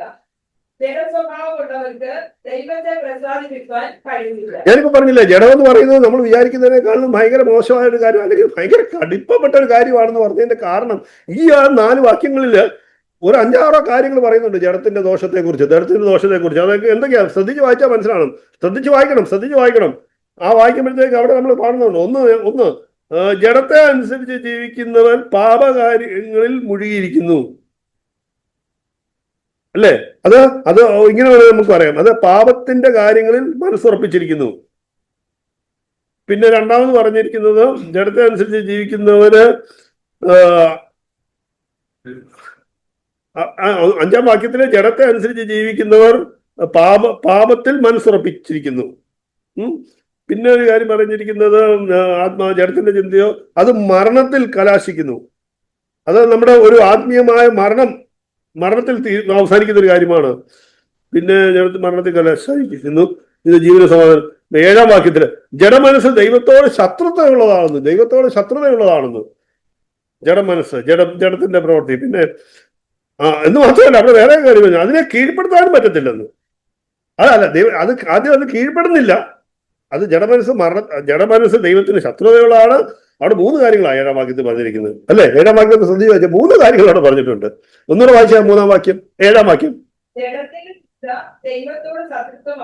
ഒന്ന്, 2 കീഴ്പ്പെടാൻ കീഴ്പ്പെടുന്നുമില്ല, അതിന് കീഴ്പ്പെടാനായിട്ട് പറ്റത്തുമില്ല എന്നാണ് പറഞ്ഞത്. അത്രയും വളരെ വളരെ ദോഷകരമായ ഒരു കാര്യമാണ് ഈ ജഡം. പിന്നെ 8-ാം വാക്യത്തിൽ പറഞ്ഞിരിക്കുന്നത് ജഡസ്വഭാവം ദൈവത്തെ പ്രസാദിപ്പിക്കുവാനും കഴിയില്ല, ദൈവത്തെ പ്രസാദിപ്പിക്കുവാനും കഴിയുന്നില്ല. പ്രിയമുള്ളവരെ, നമ്മള് ഇത്രയും പറഞ്ഞതെല്ലാം തിയറിയാണ്. ഇനി ഒരു തിയറി കൂടെ ഇനിയും ജഡത്തിന്റെ പ്രവൃത്തികൾ എന്ന് പറയുന്നത് നമുക്ക് എന്താന്ന് ചോദിച്ചാൽ എല്ലാവർക്കും പറയും. ഉടനെ തന്നെ ഇവിടെ ഇരിക്കുന്ന എല്ലാവരും പറയും ജഡത്തിന്റെ പ്രവൃത്തികളോ. ഏത് വാക്യം പറയും? ഗലാത്യർ 5:19-20. അത് അത്രയും കൂടെ തിയറിയാണ്. 19 അത് വായിച്ച. ജഡത്തിന്റെ പ്രവൃത്തികളോ ദുർനടപ്പ്, അശുദ്ധി, ദുഷ്കാമം, വിഗ്രഹാരാധന, ആഭിചാരം, പക, പിണക്കം, ജാരസംഘ, ക്രോധം, ചാഠ്യം, ദൊന്നവശം, ഭിന്നത, അസൂയ, മദ്യപാനം, വെറുക്കൂത്ത് മുതലായവ എന്ന് പെരുതാവും. അപ്പം ഇതൊക്കെയാണ് ജഡത്തിന്റെ പ്രവർത്തനം. അപ്പൊ ഇതിനുള്ള സൊല്യൂഷൻ നമ്മൾ റോമാലേഖനത്തിലുണ്ട്, റോമാലേഖനം 8-ലുണ്ട്. അപ്പൊ നമ്മൾ ചെയ്യേണ്ട കാര്യം എന്താണെന്ന് പറഞ്ഞിരിക്കുന്നത്, ജഡം ഇങ്ങനെയൊക്കെ ദോഷകരമാണ്. എന്നാൽ ജഡത്തിൽ ജഡത്തിൽ നമ്മൾ ജീവിച്ചാൽ മരിച്ചു പോകും. എന്നാൽ മരണം എന്ന് പറയുമ്പോൾ ആത്മീയ മരണം. എന്നാൽ ജീവിക്കാൻ എന്ത് ചെയ്യണം എന്നുള്ളതും ഉണ്ട്. റോമാലേഖനം 8:13 വായിക്കാം. നിങ്ങൾ ജഡത്തെ ജീവിക്കുന്നുവെങ്കിൽ മരിക്കും നിശ്ചയം, ആത്മാവിനാൽ ശരീരത്തിന്റെ പ്രവൃത്തികളെ മരിപ്പിക്കുന്നുവെങ്കിലോ നിങ്ങൾ ജീവിക്കും. അപ്പോൾ ഗലാത്യലേഖനം 5-ാം അധ്യായത്തിന്റെ 19-20 വാക്യങ്ങൾ വായിച്ചാൽ ലിസ്റ്റിൽപ്പെട്ട കാര്യങ്ങളെല്ലാം റോമാലേഖനം 8:13 അടിസ്ഥാനത്തിൽ നമ്മൾ നിരന്തരം മരണത്തിന് ഏൽപ്പിച്ചു കൊടുത്തുകൊണ്ടിരിക്കുമ്പോഴാണ് നമുക്ക് യേശുവിന്റെ ജീവനെ വെളിപ്പെടുത്താൻ പറ്റത്തുള്ളൂ. ഇത്രയും ഞാൻ പറഞ്ഞു നിർത്തിയാൽ കുറെ വചനങ്ങളെല്ലാം പറഞ്ഞു ഒരു ഒരു ഒരു ഒരു പഠനം അല്ലെങ്കിൽ ഒരു വേദശാസ്ത്രം, ഒരു തിയോളജി ഇവിടെ അവതരിപ്പിച്ചു. ഇതൊക്കെ തിയോളജി, ഇതൊരു അല്ലെങ്കിൽ ഒരു പുതിയ അറിവ്, ഇതൊക്കെ ഇപ്പോൾ പറഞ്ഞെല്ലാം ദൈവവചനത്തിൽ നിന്നാണോ? ആണ്. എല്ലാവർക്കും കേട്ടോ? എല്ലാവരും കേട്ടു. ഒരുവിധം മനസ്സിലാകുകയും ചെയ്യും, ഇത് കാണും അല്ലേ? ഞാൻ വേറെ വലിയ ഒരു ഇതൊന്നും പറയാതെ വചനത്തിൽ നിന്ന് നേരിട്ട് പ്ലെയിനായിട്ട് പറഞ്ഞുകൊണ്ട് മനസ്സിലായിട്ടുമുണ്ട്. അതെന്തായി? അത് കേവലം അറിവ് മാത്രമായി. എന്നാൽ അതുകൊണ്ട് ജീവിക്കുമോ നമ്മൾ? ഇത് നമ്മുടെ ദൈനംദിന ജീവിതത്തിന്റെ, പ്രായോഗിക ജീവിതത്തിന്റെ ഓരോ സമയത്ത് സന്ദർഭത്തിലും നമ്മുടെ ജീവിതത്തിൽ കടന്നു വരുന്ന ഈ ഗലാത്യലേഖനം 5:19-20 വാക്യങ്ങളിൽ ലിസ്റ്റ് ഔട്ട് ചെയ്ത ചില കാര്യങ്ങൾ, അവിടെ പട്ടികയായി പറഞ്ഞ കാര്യങ്ങൾ നമ്മുടെ ജീവിതത്തിന്റെ ഓരോ സന്ദർഭത്തിലും സാഹചര്യങ്ങളിലും കടന്നു വരുന്നത് കാണാതെ പോകുന്നുണ്ടോ നമ്മൾ? അല്ലെങ്കിൽ അവിടെ ഈ മരണം മരണിക്കുന്നു എന്നൊക്കെ നമ്മളിവിടെ ഇരുന്നുകൊണ്ട് പറയുകയല്ല, അത് വായിച്ചിട്ട് ഇതൊക്കെ മരിപ്പിക്കണമെന്ന് പറയുന്ന ഒരു കേട്ടിട്ടുള്ള അറിവായിട്ടല്ല. എന്നാൽ ദൈനംദിന ജീവിതത്തിലെ, പ്രായോഗിക ജീവിതത്തിലെ ഈ കാര്യങ്ങളെല്ലാം വരുമ്പോൾ അത് നമ്മൾ വാസ്തവത്തിൽ പരിശോധിച്ച് അത് ആഴത്തിൽ നമ്മൾ മരണത്തിന് ഏൽപ്പിച്ച് കൊടുത്തിട്ടുണ്ടോ എന്നുള്ളതാണ് നമ്മൾ വാസ്തവത്തിൽ പരിശോധിക്കേണ്ടത്, സത്യസന്ധമായിട്ട് പരിശോധിക്കേണ്ടത്. ഇവിടെ ഈ വായിച്ച വാക്യങ്ങളിൽ ഈ കാര്യങ്ങളിൽ പലത് ഗലാത്യലേഖനം 5:19-20 അല്ലേ വായിച്ചത്? 19-20 കാര്യങ്ങൾ ചിലത് വായിക്കുമ്പോൾ നമുക്ക് ഒരേ സമയത്ത് ഒരേപോലെ ഉള്ളതല്ല, ഒരേപോലെ ആയിട്ട് തോന്നും. അതുകൊണ്ട് ചിലതെല്ലാം നമുക്ക് അത് നമുക്കൊന്ന് ചിന്തിക്കാം, അത് പരിശോധിക്കാം. നമ്മൾ വാസ്തവത്തിൽ അതിന്റെ പരിശോധിച്ചിട്ടുണ്ടോ, അത് നമ്മളിൽ നടക്കുന്നുണ്ടോ എന്നുള്ളത് നമുക്ക് നോക്കാം, ഓരോന്നായിട്ട് നോക്കാം. അശുദ്ധി, ദുഷ്കാമം, ഇതിനെ ഒരുമിച്ച് ചേർത്ത് വെക്കാം. അശുദ്ധി, ദുഷ്കാമം, ഇതൊക്കെ എത്രത്തോളം ഈ വാക്യങ്ങളിൽ കാണുന്ന കാര്യം, ഈ ഗലാത്യയിലെ 19-20 വാക്യങ്ങൾ, 5:19-20 കാണുന്ന കാര്യങ്ങൾ ദൈനംദിന ജീവിതത്തിൽ അവ എത്രത്തോളം നമ്മൾ മരിപ്പിച്ചിട്ടുണ്ട് എന്നുള്ളതാണ് പരിശോധിക്കേണ്ടത്. കർത്തൃമേശയ്ക്ക് മുമ്പായി നമ്മൾ ഇന്ന് നടക്കുന്ന വചനത്താലുള്ള ഒരു ശോധന എന്ന് പറയുമ്പോൾ, വചനം നമ്മളെ വിധിക്കണമെന്ന് പറയുമ്പോൾ ഈ കാര്യത്തെ ഒന്ന് നമ്മൾ ആഴത്തിൽ പരിശോധിക്കാം. എത്രത്തോളം ദൈനംദിന ജീവിതത്തിൽ നമ്മൾ മരണത്തിന് ഏൽപ്പിച്ചു കൊടുത്തിട്ടുണ്ടെന്നുള്ളത്. ഒരു തിയോളജി പോലെ സഭയിലിരുന്ന് ഈ വാക്യം മനസ്സിലാക്കിയാൽ പോരാ, അതല്ല, ദൈനംദിന ജീവിതത്തിൽ എത്രത്തോളം ഇത് റിയലായിട്ട്, യാഥാർത്ഥ്യമായിട്ട് നമ്മുടെ ജീവിതത്തിൽ മരണത്തിന് ഏൽപ്പിച്ചു കൊടുത്തിട്ടുണ്ടെന്നുള്ളത് പരിശോധിക്കാം. ഒന്നാമത് നമുക്ക് അശുദ്ധി, ദുഷ്കാമം, ഈ രണ്ട് കാര്യങ്ങൾ കാണുമ്പോൾ നമ്മൾ പെട്ടെന്ന് ഇതൊന്നും നമ്മളുടെ പ്രകടമായ കാര്യമാണ്. അതിനെ നമുക്ക് വേണമെങ്കിൽ പറയാം ഒരു ലൈംഗിക പാവം, വ്യഭിചാരം, അത്തരത്തിൽ പെടുന്ന മോശപരമായ പ്രവൃത്തി ആയതുകൊണ്ട് നമ്മൾ പ്രകടമായ കാര്യമാണ്. അത് നമുക്ക് പെട്ടെന്ന് തന്നെ മനസ്സിലാവും. ഒരാൾ വ്യഭിചാരത്തിൽ ജീവിക്കുന്ന ഒരാളെ സംബന്ധിച്ച് അയാളുടെ സഭയിലോട്ട് പോലും വരികയല്ല അല്ലെ? അത് പ്രകടമായ കാര്യമായതുകൊണ്ട് നമ്മൾ അറിയാം, നമുക്ക് ആർക്കും അത് ഉണ്ടാകുന്ന അങ്ങനെ ഒരു കാര്യമില്ല എന്ന് നമ്മൾ വിചാരിച്ചു പോകും. പക്ഷേ എന്താണ് പുതിയ നിയമത്തിന്റെ ആത്മാവിൽ കർത്താവ് ഗിരിപ്രഭാഷണത്തിൽ പറഞ്ഞപ്പോൾ പറഞ്ഞെന്താ? ഒരു നോട്ടത്തിൽ പോലും ഒരു മോഹം ഉണ്ടായാൽ അത് വ്യഭിചാരത്തിന് തുല്യമാണെന്ന് പറഞ്ഞു. അപ്പോൾ നമ്മൾ പരിശോധിക്കണം, നമ്മൾ മരണത്തിന് ഏൽപ്പിച്ചു കൊടുത്തപ്പോൾ നമ്മുടെ മോഹത്തിൽ ഒരു ചിന്തയിൽ ഒരു ദുർമോഹം ഉണ്ടായിട്ടുണ്ടോ, ചിന്തയിലോ നോട്ടത്തിലോ ഒരു ദുർമോഹം ഉണ്ടായിട്ടുണ്ടോ എന്നുള്ള പരിശോധന നമ്മൾ നടത്തുന്നില്ല എങ്കിൽ നമ്മൾ വാസ്തവത്തിൽ അവിടെ മരണത്തിന് ഏൽപ്പിച്ചു കൊടുത്തു എന്ന് പറയുന്നിടത്ത് ദുഷ്കാമം, അശുദ്ധി എന്ന് പറയുന്നതിനെ മരണത്തിന് ഏൽപ്പിച്ചു കൊടുത്തതിൻ്റെ ഉള്ള ആ പൂർണ്ണമായ ഒരു പരിശോധന നടന്നിട്ടില്ല എന്ന് വേണം പറയാൻ. നമ്മൾ പരിശോധിച്ചുകൊണ്ടിരിക്കേണ്ടതാണ്. നമ്മളുടെ ചിന്തയിലോ നോട്ടത്തിലോ എവിടെയെങ്കിലും ഒരു ദുർമോഹം കടന്നു വന്നിട്ടുണ്ടോ എന്നുള്ളതാണ് പരിശോധിക്കേണ്ടത്. ആ ആഴത്തിൽ നമ്മൾ പരിശോധിക്കണം. ദുർനടപ്പ്, മദ്യപാനം, വെറുക്കൂത്ത്, ഇതെല്ലാം നമുക്ക് ഒരുമിച്ച് ഗ്രൂപ്പ് ചെയ്യാം, ഒരുമിച്ച് പറയാം. അതും പ്രകടമായ കാര്യമാണ്. മദ്യപിച്ചോണ്ട് ആരും സഭായോഗത്തിന് നമ്മൾ ആരും വരത്തില്ല അല്ലേ? മദ്യപിച്ചോണ്ട് വരത്തില്ല. ദുർനടപ്പ്, വെറുക്കൂത്ത് നമ്മള് ആളുകളുടെ അത് നമുക്ക് കേൾക്കുമ്പോഴേ അറിയാം, അതോ നമ്മളെ ഒന്നും ബാധിക്കുന്ന കാര്യമേ അല്ല. പക്ഷേ ഇതും പ്രകടമായ ഒരു കാര്യമായതുകൊണ്ട്, പെട്ടെന്ന് മനസ്സിലാകുന്ന കാര്യമുണ്ട്, നമ്മൾ അതൊന്നും ചെയ്യുന്നില്ല നമുക്കത് പറയാം. അങ്ങനെ നമുക്കൊരു അതൊന്നും ഇല്ല, അതൊന്നും ക്രൂശനിൽ വെക്കേണ്ട കാര്യമില്ല. എന്നാൽ ഞാൻ ചോദിക്കട്ടെ പ്രിയമുള്ളവരെ, ചില സൗഹൃദങ്ങൾ, ചില കൂട്ടുകാർ, അവരുമായി ചേർന്നുള്ള നമ്മുടെ സംഭാഷണങ്ങൾ, അവരുമായിട്ട് കൂടിയിരുന്ന് പറയുന്ന തമാശകൾ, അത് നമ്മളെ ഒരു ദുർനടപ്പിന്റെ അനുഭവത്തിലേക്ക് കൊണ്ടുപോകുന്നു എന്നുള്ളത് പരിശോധിക്കണം. അങ്ങനെ ഒരു ചിന്ത നമ്മുടെ മനസ്സിൽ വരാറുണ്ട്. നമ്മളായിട്ട് ദുർനടപ്പൊന്നും ഇല്ലെന്ന് പറയും, പക്ഷെ നമുക്ക് ചില കൂട്ടുകാരുണ്ട്, നമുക്ക് ചില സൗഹൃദങ്ങളുണ്ട്. അവരുമായിട്ട് കൂടിച്ചേർന്നിരുന്ന് വർത്താനം പറയുമ്പോൾ അവരുമായിട്ട് സംസാരിക്കുന്ന സംസാരത്തിൽ വരുന്നത് എന്താണ്? അവരുമായിട്ട് കൂടിച്ചേർന്നിരുന്ന് സംസാരിക്കുന്നത് എന്താണ്? അത് ചോദിച്ചിട്ടുണ്ടോ? അവിടെ ദുർനടപ്പുണ്ടാകാം. അതിലേക്ക് നയിക്കുന്ന, ആ പാവത്തിലേക്ക് നമ്മളെ നയിക്കാവുന്ന കാര്യങ്ങൾ നമ്മുടെ കൂട്ടുകാരുമായി ചേർന്നുള്ള സംഭാഷണങ്ങളിൽ വരുന്നുണ്ടോ എന്നുള്ളത് പരിശോധിക്കാൻ നമുക്ക് കഴിഞ്ഞിട്ടുണ്ടോ? അപ്പോൾ മാത്രമേ അതിന് കാര്യത്തിൽ നമുക്കൊരു മരണം നടന്നു എന്ന് നമുക്ക് പറയാൻ പറ്റുകയുള്ളൂ. നമുക്ക് ഒരുപാട് കൂട്ടുകാരില്ലേ? അവരെല്ലാം രക്ഷിക്കപ്പെട്ടവരാണോ? രക്ഷിക്കപ്പെടാത്ത കൂട്ടുകാരുമായിട്ട് സംസാരിക്കുന്ന സംസാരം എന്താണ്? നമുക്ക് ഒഴിവാക്കാൻ പറ്റത്തില്ല ചില സമയത്ത്. പക്ഷെ നമുക്ക് അവിടെ നിന്ന് ഒഴിഞ്ഞു മാറാൻ പറ്റും. നമ്മളത് ഇഷ്ടപ്പെടുന്നില്ല എന്ന് അവർക്ക് ഒരു മെസ്സേജ് കൊടുക്കാൻ പറ്റും. ഞങ്ങളുടെ ഒരു സ്കൂൾ ഗെറ്റ് ടുഗദർ ഉണ്ട്. അപ്പൊ അത് കഴിഞ്ഞ അവർ ഭയങ്കര, അപ്പൊ കഴിഞ്ഞ ഏറ്റവും അവസാനത്തേക്ക് അവര് പറഞ്ഞു, എന്റെ പേരെടുത്ത് പറഞ്ഞു, സാജു വരുന്നതുകൊണ്ട് അവന് വരണമെങ്കിൽ നിങ്ങൾ നമ്മുടെ സംസാരം ഒന്നും ശരിയാകുക, അല്ലെ അവൻ വരച്ചില്ല. അവരെന്റെ പേരെടുത്ത് പറഞ്ഞു. അവര് വന്നിട്ട് കഴിഞ്ഞ പ്രാവശ്യം വന്നിട്ട് അവൻ വളരെ ഇതായിട്ട് പോയി. അപ്പം അവരത് എടുത്തു പറഞ്ഞു. അപ്പൊ അത് പറയാൻ കാര്യം എന്താ, നമുക്ക് കൊടുത്ത ഒരു മെസ്സേജ്. ഞാനൊന്നും അവരോട് വഴക്കുണ്ടാക്കാനൊന്നും പോയില്ല, പക്ഷെ അവർക്ക് മനസ്സിലായി. അത് അടുത്ത പ്രാവശ്യം ഞങ്ങൾ കൂടിയപ്പോഴത്തേക്ക് അവരെ അതുകൊണ്ട് സെലക്ട് ചെയ്ത നേരത്തെ തന്നെ പറഞ്ഞു, ഇവിടെ ഇത്തരത്തിൽ വർത്തമാനങ്ങളൊന്നും ഉണ്ടാകത്തില്ല, ഇങ്ങനെയുള്ള വർത്തമാനം നമുക്ക് പൊതുവായിട്ടുള്ള കാര്യങ്ങൾ മാത്രമേ സംസാരിക്കാവുള്ളൂ, രാഷ്ട്രീയമൊക്കെ പറയാം, പക്ഷെ ഈ ഒരുമാതിരി അശ്ലീല വർത്തമാനങ്ങളൊന്നും ആരും പറയരുതെന്ന് നേരത്തെ പറഞ്ഞു. പ്രിയമുള്ളവരെ, നമ്മൾ പരിശോധിക്കണം നമ്മുടെ സ്നേഹിതരാരാണ്, നമ്മുടെ സ്നേഹിതരുമായി സൗഹൃദങ്ങൾ. അവിടെ എന്നിട്ട് നമ്മൾ പറയുന്നത് നമുക്ക് അശുദ്ധിയില്ല, അല്ലെങ്കിൽ നമ്മൾക്ക് ദുർനടപ്പോ മദ്യപാനം വെറുക്കൂത്തോ ഒന്നുമില്ല. പക്ഷെ ഇത് പ്രകടമായി കാണുന്നില്ലെങ്കിൽ പോലും നമ്മളുടെ ചില സമ്പർക്കങ്ങൾ, സൗഹൃദങ്ങൾ നമ്മുടെ മനസ്സിലേക്ക് ചില ചിന്തകൾ ഇത്തരത്തിൽ കൊണ്ടുവരാൻ സാധിക്കുന്നു എന്നതാണ് നമ്മൾ തിരിച്ചറിഞ്ഞത്. നമ്മൾ അത്തരം സൗഹൃദങ്ങളുടെ മേലൊരു മരണം നമുക്കുണ്ടാവണം. പിന്നെ വിഗ്രഹാരാധന, ആഭിചാരം എന്ന് നമ്മളിവിടെ കാണുന്നുണ്ട്. എന്താണ് വിഗ്രഹാരാധന? പലപ്പോഴും നമ്മൾ പറഞ്ഞിട്ടുണ്ട് വിഗ്രഹാരാധന. കൊലോസ്യലേഖനത്തിൽ ആ വാക്യം പറയുന്നത് എന്താണ്? അത്യാഗ്രഹം, ദിവ്യാഗ്രഹം. അത് നമുക്ക് പെട്ടെന്ന് മനസ്സിലാവും. എന്നാൽ അതിനേക്കാൾ കൂടുതൽ വേറൊരു കാര്യമുണ്ട്. നമ്മുടെ മനസ്സിലിരിക്കുന്ന ഒരു കാര്യമാണ് വിഗ്രഹം. അതെന്താണ് മനസ്സിലിരിക്കുന്ന വിഗ്രഹം എന്ന് പറയുമ്പോൾ? അത് നമ്മുടെ ചില താല്പര്യങ്ങൾ, ദൈവത്തെക്കാൾ അധികമായിട്ട് നമ്മൾ മറ്റെന്തിനെങ്കിലും താല്പര്യപ്പെടുന്നുണ്ടെങ്കിൽ അത് നമ്മുടെ ഉള്ളിലൊരു വിഗ്രഹമായി മാറുന്നു. എസെക്കിയേൽ പ്രവചനത്തിലെ ഒരു വാക്യം നമുക്ക് വായിക്കാം. ഒരു വാക്യമല്ല, ഒരു വേദഭാഗം വായിക്കാം. എസെക്കിയേൽ പ്രവചനം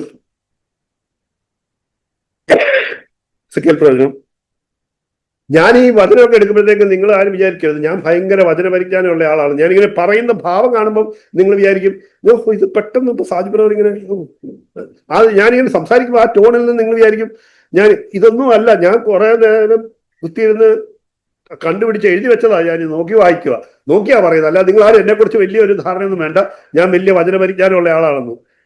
ഞാൻ പറച്ചിൽ കേൾക്കുമ്പോഴത്തേക്ക് നിങ്ങൾക്ക് തോന്നുന്നു ചിലപ്പോൾ പെട്ടെന്ന് സാഹിബ് ഉടനെ ഇങ്ങനെ ഒന്ന് എസെക്കിയേൽ പ്രവചനമൊക്കെ ഇങ്ങനെ എടുത്താൽ ഇതൊക്കെ എങ്ങനെ പറയുന്നു എന്നൊന്നും അന്തം വിടുവൊന്നും വേണ്ട. ഞാൻ കുത്തിയിരുന്ന് കഷ്ടപ്പെട്ട് നോക്കി എഴുതി വെച്ചതാ, എഴുതി പറയുന്ന കേട്ടോ. അല്ലാതെ ഞാൻ വലിയ വചന പരിജ്ഞാനത്തിൽ തികഞ്ഞ ആളൊന്നുമല്ല. അത് തെറ്റിദ്ധാരണ ഉണ്ടാകണ്ട. എസെക്കിയേൽ പ്രവചനം എഴുതി വെച്ചിട്ടുണ്ട്. എസെക്കിയേൽ പ്രവചനം ചിലപ്പോൾ സന്ദീപിന് കാണാൻ അറിയായിരിക്കും. എസെക്കിയേൽ പ്രവചനം 14.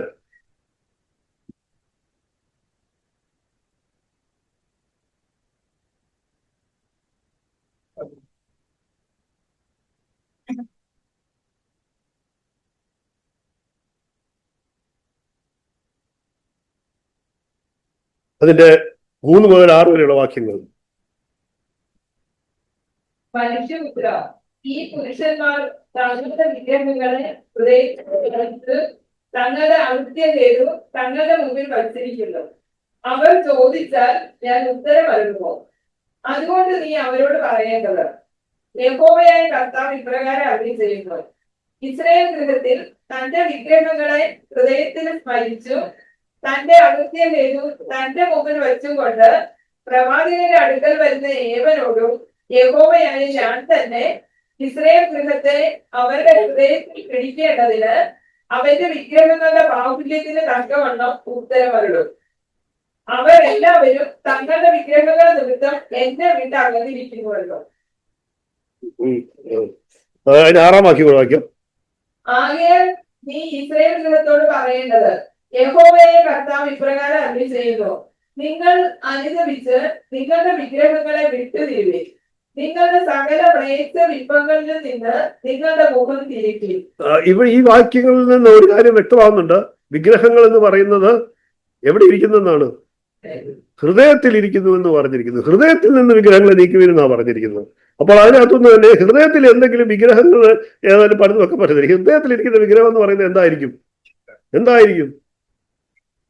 നമ്മളെ ഹൃദയത്തിൽ നമുക്ക് എന്തെങ്കിലും നമ്മുടെ താല്പര്യങ്ങൾ അത് വിഗ്രഹമായി മാറുന്നത് എപ്പോഴാണ്? അത് ദൈവത്തെക്കാൾ അധികമായി ആ താല്പര്യങ്ങൾ നമ്മുടെ മനസ്സിൽ, പുറമേ അല്ല, മനസ്സിൽ അതുണ്ടെങ്കിൽ അതെന്തായി മാറും? വിഗ്രഹമായി മാറും. അതാണ് വിഗ്രഹാരാധന. അതാണ് വിഗ്രഹാരാധന. ആ വിഗ്രഹാരാധന നമുക്കുണ്ടോ എന്നുള്ളത് പരിശോധിക്കണം. അതിനെ മരിപ്പിക്കണം. അല്ലെ പിന്നെ വെറുതെ വിഗ്രഹാരാധന എന്ന് പറയുന്ന ഒരു ജഡത്തിന്റെ പ്രവൃത്തിയെ മരിപ്പിച്ചു എന്ന് പറഞ്ഞിട്ട് കാര്യമില്ല. നമ്മളിൽ എന്തെങ്കിലും താല്പര്യങ്ങൾ ദൈവത്തെക്കാൾ അധികമായിട്ട് നമ്മുടെ ഹൃദയത്തിലുണ്ടോ എന്നുള്ളതാണ് പരിശോധിക്കേണ്ടത്. ആഭിചാരത്തെ നമുക്ക് വേണമെങ്കിൽ ഇങ്ങനെ പറയാം. ആഭിചാരം എന്ന് പറയാം അടുത്ത് പറഞ്ഞിരിക്കുന്നത് അവിടെ വിഗ്രഹാരാധന, ആഭിചാരം. ഞാനിപ്പോ ഗ്രൂപ്പ് ചെയ്തത് അങ്ങനെയാണ്. വിഗ്രഹാരാധന, ആഭിചാരം.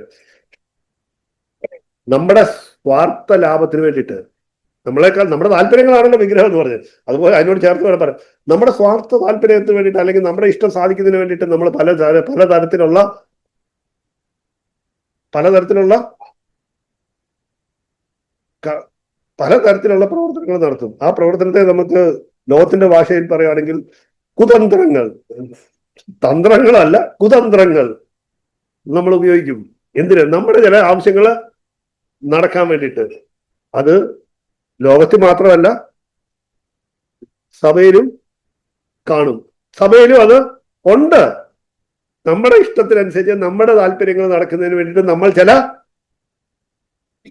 തന്ത്രങ്ങൾ, അതിനെ കുതന്ത്രങ്ങൾ എന്ന് വിളിക്കാം, തന്ത്രങ്ങൾ ഉപയോഗിക്കും. അതിനെ ഞാൻ വേറൊരു വാക്ക് പറയുന്നു, ആഭിചാരം. അതിനെ ആഭിചാരമായി കാണാൻ പറ്റണം. ആഭിചാരം ചെയ്യുന്നവർ എന്തിനു വേണ്ടിയാണ് ചെയ്യുന്നത്? അതൊരു തരം കുതന്ത്രമാണ് അല്ലേ?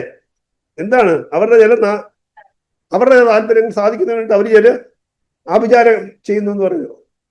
ചില ക്ഷുദ്ര പ്രയോഗങ്ങളൊക്കെ നടത്തുന്നത് അവരുടെ താല്പര്യമാണ് എന്ന് പറയുന്ന പോലെ തന്നെയാണ് ഇതും.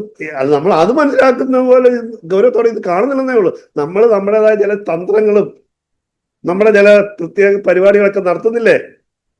നമ്മുടെ ചില ഇഷ്ടങ്ങൾ സാധിക്കുന്നതിന് വേണ്ടി, അല്ലെങ്കിൽ നമ്മൾ പറയുന്ന രീതിയിൽ കാര്യങ്ങളൊക്കെ നടക്കാൻ വേണ്ടിയിട്ട് നമ്മൾ കാണിക്കുന്ന ചില വേലത്തരങ്ങൾ, അതിനെ എന്ത് വിളിക്കാം? വിളിക്കാൻ പേടിയാണോ? അങ്ങനെ തന്നെ വിളിച്ച് മാനസാന്തരപ്പെടാം.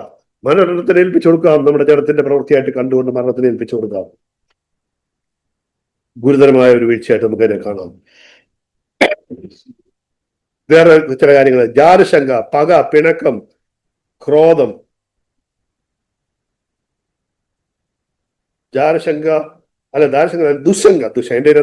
ദുശങ്ക, പക, പിണക്കം, ക്രോധം. ഇതെല്ലാം സംഭവം എല്ലാം ഏതാണ്ട് ഒരുപോലെ കണക്ട് ചെയ്ത് വരുന്ന കാര്യങ്ങളാണ് അല്ലെ? എല്ലാം പരസ്പരം ബന്ധപ്പെട്ട് കിടക്കുന്നത്. എന്താണ്?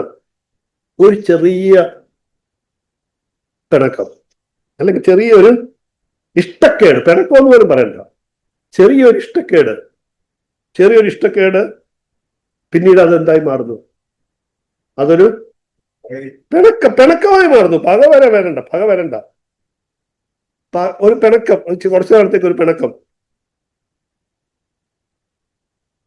അത് കഴിഞ്ഞിട്ടാണ് പിന്നെ എന്താ? ആ പിണക്കം കൂടി പിന്നെ അത് ദേഷ്യമായിട്ട് മാറുന്നു, ക്രോധമായി. ആ പിണക്കത്തെ തന്നെ നമ്മൾ മരണത്തിന് ഏൽപ്പിച്ചു കൊടുത്താൽ, പിണക്കം തന്നെ നമ്മൾ നേരിട്ടാൽ, അല്ലെങ്കിൽ അതിനു മുമ്പ് ഇഷ്ടക്കേട് വരുമ്പോൾ തന്നെ നമ്മൾ മരണത്തിന് ഏൽപ്പിച്ചു കൊടുത്താൽ നമ്മൾ അതിലേക്ക് പോവുകയില്ല.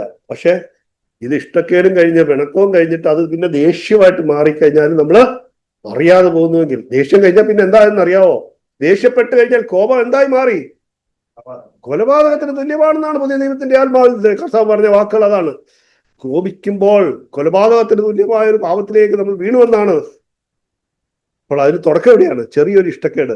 അവിടെ തന്നെ മരണത്തിന് ഏൽപ്പിച്ചു കൊടുക്കാൻ നമുക്ക് കഴിയണമെന്നുള്ളതാണ് നമ്മൾ മനസ്സിലാക്കേണ്ടത്. ഇത് എല്ലാം ജഡത്തിന്റെ പ്രവൃത്തിയാണ്. അപ്പോൾ മരണത്തിന് ഏൽപ്പിച്ചു കൊടുക്കുമ്പോൾ നമുക്ക് ആ തുടക്കത്തിൽ തന്നെ അത് കാണുമ്പോൾ തന്നെ, നമുക്ക് ഒരാളോട് ഇഷ്ടക്കേട് കാണുമ്പോൾ തന്നെ നമുക്ക് ദൈവസന്നിധിയിൽ പറയാം, അതല്ല, അതെന്റെ സ്വയത്തിൽ നിന്ന് വരുന്നതാണ് ആ ഇഷ്ടക്കേട്.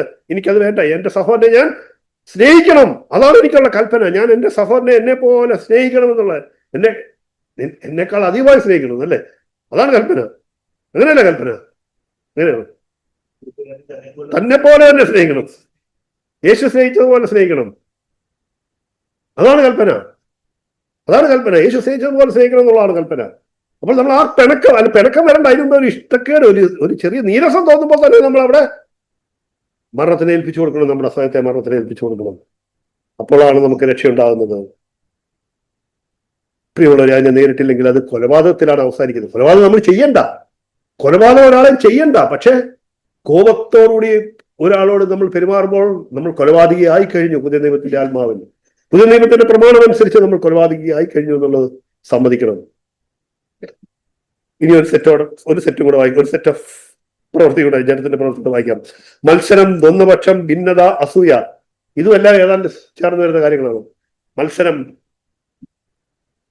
ദ്വന്ദ്വപക്ഷം, ഭിന്നത, അസൂയ. ഒരാളുടെ നേട്ടം കാണുമ്പോൾ തോന്നുന്ന ഒരു ചെറിയ ഒരു കിരീരിപ്പ്, അതിനെന്ത് പേരിടും? അസൂയ. ഒരു ചെറിയൊരു ഒരാൾക്ക് ഉണ്ടാകുന്ന നന്മ കാണുമ്പോൾ ഉണ്ടാകുന്ന ഒരു വിഷമം, അതിന്റെ പേരാണ് അസൂയ. അസൂയ പിന്നീട് ഇങ്ങനെ നിന്ന് പിന്നെ അയാളോട് എന്തായിട്ട് മാറും? ഒരു മത്സരമായി മാറും. അയാളെ പിന്നെ എപ്പോഴും അയാളുമായിട്ട് എപ്പോഴും ഒരു കോമ്പറ്റീഷനാണ്, ഒരു മത്സരമാണ് എപ്പോഴും ആ മത്സരം. അപ്പൊ അങ്ങനെ വരുമ്പോഴത്തേക്ക് അടുത്തൊരു സ്റ്റേജ് എന്താ? ഈ സമാനമായിട്ടുള്ള ചിന്താഗതിക്കാർ കാണും. ഒരു വ്യക്തിയെ കുറിച്ച് ഇതേപോലെ അസൂയുള്ള വേറെയും 2-3 പേര് കാണും. അപ്പൊ അവരെല്ലാരും തമ്മിലൊരു ഗ്രൂപ്പ് ഉണ്ടാക്കും. ഒരു ഗ്രൂപ്പായി. ആ ഗ്രൂപ്പ് പിന്നെ വളർന്നു പിന്നെ എന്തായി മാറി? ഭിന്നത. ഇതല്ലേ സംഭവിക്കുന്നത്. അപ്പൊ തുടക്കം എവിടെയാണ്? അസൂയ, മത്സരം, ദ്വന്ദ്വപക്ഷം, ഭിന്നത. ഇതൊക്കെ സംഭവിച്ചുകൊണ്ടേ ഇരിക്കുന്ന കാര്യങ്ങളാണ്, അല്ലാതെ നടക്കാത്ത കാര്യമൊന്നുമല്ല. ഇത് നടക്കുന്നുണ്ട്. അസൂയയിൽ നിന്നുമാണ് പല ഭിന്നതകളും ഉണ്ടാകുന്നത്. ഒരു വ്യക്തിക്ക് കിട്ടുന്ന പ്രാമുഖ്യത്തിൽ അസൂയപ്പെട്ടിട്ടാണ് ഭിന്നത ഉണ്ടാകുന്നത്. അത് അസൂയയിൽ നിന്ന് അതൊരു ഇതുണ്ടായി. അത് പിന്നെ അങ്ങനെ ചിന്തിക്കുന്ന കുറച്ചു പേരെല്ലാം ചേർന്ന് അങ്ങനെ അത് പിന്നെ ഒരു ഭിന്നതയുണ്ട്. ആ ഭിന്നത ഉണ്ടായിക്കഴിഞ്ഞാൽ, പ്രത്യേകിച്ച് സഭയിൽ ഒരു ഭിന്നത ഉണ്ടായിക്കഴിഞ്ഞാൽ അവിടുന്ന് എന്താണ് അതിനെ ഗൗരവമായിട്ടാണ് കാണുന്നത്? എന്താ റോമാലയത്തിൽ പറഞ്ഞിരിക്കുന്നത്? ഭിന്നത ഉണ്ടാക്കുന്നവരുമായിട്ട് നിങ്ങൾക്ക് ഒരു സമ്പർക്കവും പാടില്ലെന്നോ അല്ലേ? നമുക്കറിയാം വാക്യം. റോമാലയന്റെ 16-ാം അധ്യായത്തിൽ പറയുന്നത് ഭിന്നത ഉണ്ടാക്കുന്നവരുമായി നിങ്ങൾക്ക് യാതൊരു ബന്ധവും പാടില്ല എന്നാണ് പറഞ്ഞിരിക്കുന്നത്. ഭിന്നതയെ വളരെ ഗൗരവമായിട്ടാണ് ദൈവത്തിന്റെ പ്രമാണം, ദൈവവചനം കാണുന്നത് എന്നുള്ള ഓർക്കുന്നത്. പ്രിയമുള്ളവരെ, ഈ കാര്യങ്ങളെല്ലാം ജഡത്തിന്റെ പ്രവൃത്തിയായിട്ട് കാണണം. ജഡത്തിന്റെ മത്സരം, അസൂയ, മത്സരം, ദ്വന്ദ്വപക്ഷം, ഭിന്നത, ഇതെല്ലാം ജഡത്തിന്റെ പ്രവൃത്തിയായിട്ട് കൊണ്ട് ക്രൂശിന്മേൽ വെക്കണം, മരണത്തിന് ഏൽപ്പിച്ചു കൊടുക്കണം. ഇത് കാണുന്ന തുടക്കത്തിൽ തന്നെ, ഇതിപ്പോ ഞാനിങ്ങനെ പറഞ്ഞതിനകത്തൊന്ന് നമ്മൾ മനസ്സിലാക്കണം എന്താണ് ഇതിന്റെ ഒരു ലക്ഷണം. കാണുമ്പോൾ തന്നെ ഇതിന്റെ ഒരു ചെറിയൊരു സ്മെൽ, അതിന്റെ ഒരു ചെറിയ ഒരു അംശം നമ്മളിൽ കാണുമ്പോൾ തന്നെ നമ്മൾ എന്ത് ചെയ്യണം? നമ്മളത് ക്രൂശിന്മേൽ വെക്കണം. ഇതാണ് നാൾതോറും മരണത്തിന് ഏൽപ്പിച്ചു കൊടുക്കുക. ഇങ്ങനെ നാൾതോറും മരണത്തിന് ഏൽപ്പിച്ചു കൊടുക്കാൻ എന്തെങ്കിലുമൊക്കെ കാര്യങ്ങൾ നമ്മുടെ ജീവിതത്തിൽ വരാത്തവരായിട്ടാണോ നമ്മൾ ജീവിക്കുന്നത്? അങ്ങനെയാണെങ്കിൽ വല്ലോ കണ്ണാടിക്കൂട്ടി ജീവിക്കുന്ന വിശുദ്ധന്മാരായിട്ട് മാത്രമേ അത് പറ്റത്തുള്ളൂ. നമ്മൾ ദൈനംദിന ജീവിതത്തിൽ പലരുമായിട്ട് ഇടപെടുമ്പോൾ നമ്മുടെ ജീവിതത്തിൽ ഇതൊക്കെ എവിടെയെങ്കിലുമൊക്കെ പലതും നമുക്ക് മരിപ്പിക്കാനായിട്ട് കടന്നു വരാത്തൊരു ജീവിതം നമുക്ക് ആർക്കുമില്ല. ഇതിലേതെങ്കിലുമൊക്കെ ചിലത് കടന്നു വരുന്നുണ്ടോ നമ്മുടെ ജീവിതത്തിൽ? തുടക്കം പോലെ പറഞ്ഞ അശുദ്ധി, ദുഷ്കാമം, നമ്മൾ നോട്ടവും ഇതൊന്നും ഇല്ലാത്തവരാണ്. നമ്മളൊന്നും കാണാതെ കണ്ണും പൂട്ടി അങ്ങനെ ജീവിക്കുന്നവരാണ്. നമ്മുടെ മനസ്സിലേക്ക്, ചിന്തയിലേക്ക് വിശാദിക്കാൻ പല ചിന്തകൾ കൊടുത്തുവിടുന്നില്ലേ? നമ്മൾ വീണ്ടും അത് ഒന്നുകൂടെ ഞാൻ ഇഷ്ടം വായിക്കാം. അശുദ്ധി, ദുഷ്കാമം, ദുർനടപ്പ്, ഈ പറഞ്ഞതിന്റെ ആ അർത്ഥത്തിൽ നമ്മൾ മനസ്സിലാക്കണം. ഞാനത് വിശദീകരിച്ച് പറഞ്ഞത് മദ്യപാനം, സൗഹൃദങ്ങൾ, വെറിക്കൂത്ത്, വിഗ്രഹങ്ങൾ, അഭിചാരം, ദുശങ്ക, പക, പിണക്കം, ക്രോധം, മത്സരം, ദ്വന്ദ്വപക്ഷം, ഭിന്നത, അസൂയ, ഇതൊക്കെ കടന്നു വരുന്നില്ലേ? ഇതെല്ലാം വരാൻ സാധ്യതയുള്ള പല അനുഭവങ്ങളിലൂടെയല്ലേ നമ്മൾ കടന്നു പോകുന്നത്. നമ്മൾ ഇടപെടുന്ന ആളുകളുമായിട്ട് സംസാരിക്കുമ്പോൾ, നമ്മൾ പ്രവർത്തിക്കുമ്പോൾ, നമ്മൾ പലയിടങ്ങളിൽ പോകുമ്പോൾ ഈ കാര്യങ്ങളൊക്കെ എവിടെയെങ്കിലുമൊക്കെ നമ്മളെ സ്പർശിക്കാനായിട്ടുള്ള സാധ്യതയില്ല. അല്ലെങ്കിൽ നമ്മൾക്ക് അത് ഉണ്ടാകാനുള്ള ഒരു സാധ്യതയുടെ മുമ്പിലല്ലേ നമ്മൾ ജീവിക്കുന്നത്. അതൊന്നും ഇല്ലാത്തവരായിട്ടാണ് ഞങ്ങൾ ഭയങ്കര വിശുദ്ധന്മാരാണ്, ഇതൊന്നും ഞങ്ങളെ ബാധിക്കുന്നില്ല എന്നാണോ പറയുന്നത്? അല്ല, സത്യസന്ധരായിരിക്കണം. നമ്മൾ സത്യസന്ധരാണെങ്കിൽ ഇതിന്റെ ഒരു ലക്ഷണം കാണുമ്പോൾ തന്നെ നമ്മൾ മരണത്തിന് ഏൽപ്പിച്ചു കൊടുക്കാൻ തയ്യാറുള്ളവരാണെങ്കിൽ മാത്രമേ യേശുവിന്റെ ജീവൻ നമ്മളിൽ ഉണ്ടാകുള്ളൂ. യേശുവിന്റെ ജീവനിൽ നമുക്ക് ജീവിക്കാൻ കഴിയുള്ളൂ. വിശ്വാസികളുടെ ഏറ്റുപറച്ചിൽ എന്തായിരിക്കും? വിശ്വാസികളുടെ ഏറ്റുപറച്ചിലും ഗലാത്യലേഖനം അതിൽ തന്നെയുണ്ട്. 5-ാം അധ്യായത്തിന്റെ 24-ാം വാക്യത്തിൽ അത് പറയുന്നുണ്ട്. വിശ്വാസികളുടെ ഏറ്റുപറച്ചിൽ എന്താണ്? ക്രിസ്തു യേശുവിലുള്ളവർ ജഡത്തെ അതിന്റെ രാഗമോഹങ്ങളോടുകൂടി ക്രൂശിച്ചിരിക്കുന്നു. അങ്ങനല്ലേ? ജഡത്തെ അതിന്റെ രാഗമോഹങ്ങളോടുകൂടി ക്രൂശിച്ചിരിക്കുന്നു എന്ന് പറയുമ്പോൾ അവർ ജഡത്തെ പൂർണ്ണമായിട്ടും നിരന്തരം മരണത്തിന് ഏൽപ്പിച്ചു കൊടുത്തുകൊണ്ടിരിക്കുന്നു എന്നുള്ളൊരു ജീവിതമാണ് ഒരു വിശ്വാസിയുടെ ഏറ്റുപറച്ചിൽ. വിശ്വാസിയുടെ ജീവിതത്തിന്റെ ഏറ്റുപറച്ചിൽ അതായിരിക്കും. ക്രിസ്തു യേശുവിലുള്ളവർ ജഡത്തെ അതിന്റെ രാഗമോഹങ്ങളോടുകൂടി നിരന്തരം ക്രൂശിച്ചിരിക്കുന്നു. പ്രിയമുള്ളവരെ, നമ്മളെ സംബന്ധിച്ചോളം നമ്മുടെ ജീവിതത്തിൽ നമ്മൾ കടന്നു പോകുന്ന എല്ലാ സാഹചര്യത്തിലും ഏതെങ്കിലും തരത്തിൽ ഞാൻ ഈ ഗലാത്യർ 5:19-20 വാക്യങ്ങളിൽ വായിച്ച കാര്യങ്ങൾ പലപ്പോഴായിട്ട് എപ്പോഴെങ്കിലും ഒക്കെ നമ്മുടെ ജീവിതത്തിൽ ഉണ്ടാവും, കടന്നു വരും. അതിനെയൊക്കെ നമ്മൾ നിരന്തരം പരിശോധിച്ചുകൊണ്ട് അതിനെ മരണത്തിന് ഏൽപ്പിച്ചു കൊടുത്തുകൊണ്ടുള്ള ഒരു ജീവിതമാണ് നമ്മൾ ജീവിക്കുന്നത് എന്നുള്ളതാണ് പരിശോധിക്കേണ്ടത്. അങ്ങനെ ജീവിക്കുന്നവരാണ് വാസ്തവത്തിൽ യേശുവിന്റെ ജീവനെ അങ്ങനെ മരിപ്പിക്കുമ്പോഴാണ് നമുക്ക് ഇങ്ങനെ പറയാൻ പറ്റുള്ളൂ. എന്താണ്? നാൾതോറും ഞങ്ങൾ ഞങ്ങളുടെ ശരീരത്തിൽ യേശുവിന്റെ മരണത്തെ വഹിക്കുന്നുവെന്നും അതുകൊണ്ട് യേശുവിന്റെ ജീവൻ ഞങ്ങളിൽ വെളിപ്പെടുന്നു എന്നും പറയാൻ പറ്റുള്ളൂ. യേശുവിന്റെ ജീവൻ വെളിപ്പെടാത്ത ഒരു ക്രിസ്ത്യാനിക്ക് ഒരു ജീവിതമില്ല.